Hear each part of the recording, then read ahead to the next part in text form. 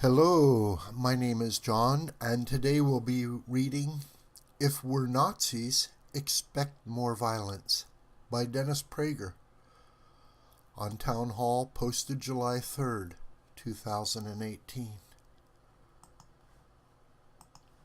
Because of the ever-descending moral and intellectual state of the mainstream news media, there has been no outcry against the leftists who call President Donald Trump and all Americans who support him Nazis. Indeed, members of the media now regularly do so. Without that outcry, this labeling will only increase, and this steadily increasing drumbeat of hysteria is likely to lead to one result: violence against conservatives.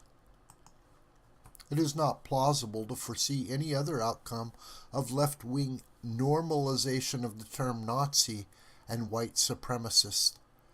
The American left has put itself in a moral quandary. Either it doesn't mean it when it calls the president and his supporters Nazis, in which the case it is merely guilty of cheapening, and as I explained in my previous column, actually denying the Holocaust. Or it doesn't mean it, in which case morality demands it take violent action against Trump supporters. For at least a decade, I have been saying that America is fighting a second civil war, but I have always added that unlike the first civil war, this one, thank God, is nonviolent. It is getting harder and harder to assume that it will stay that way. A Senate intern shouts in obscenity at the President of the United States in the halls of Congress, and the U.S. Senator for whom she works does not fire her. Left-wing mobs yell and chant, "No justice, no sleep," in front of the homes of administration officials. A Democratic Congresswoman, Maxine Waters, foments such action. "Let's make sure," she tells Democratic mobs, "we show up wherever we have to show up. And if you see anybody from that cabinet in a restaurant, in a department store, at a gasoline station, you get out and you create a crowd. And you push back on them. And you tell them they are not welcome anymore, anywhere." The Democratic Party labels political opposition to the president resistance, the term used to describe the opposition to the Nazis during World War II. All these are only the beginning.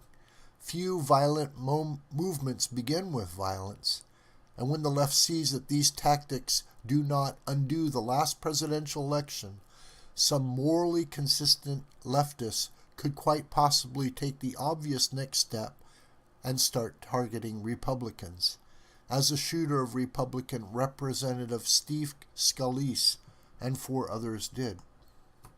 As one liberal writer, Peter Beinart of The Atlantic, asked nearly a year ago, if you believe the President of the United States is leading a racist, fascist movement that threatens the rights, if not the lives, of vulnerable minorities, how far are you willing to go to stop it?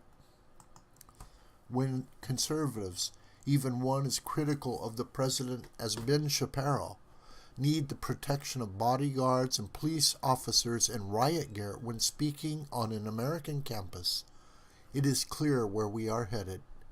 You can get an idea by watching what students did to biology professor Dr. Brett Weinstein, perhaps the only decent faculty member at Evergreen State University, because he refused to cooperate with left-wing students demanded that all whites leave the university campus for a day. Some months later, Weinstein was told by the left-wing university administration it could no longer guarantee his safety. Weinstein then left Evergreen State for good. In March 2017, Charles Murray's scheduled speech at Middlebury College was preempted by a violent left-wing mob, resulting in police escorting him off the campus. In the process, his interviewer, Professor Allison Stranger, was injured by enraged leftist thugs and she later ended up in a net brace. The New York Times recently reported that left-wing intellectuals regret the historic liberal defense of free speech. There is no question that if the left were to have its way, many, if not most, conservative opinions would be legally banned and those expressing them arrested.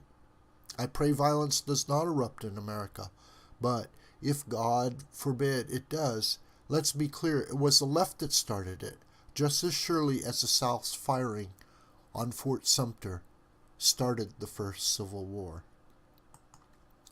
This video is a production of the School of the White Crane. My name is John Brooker, and you can reach me through commentary on this video or through my Gmail listed here. Please share this video with family and friends and on social media. May God richly bless you, my beloved.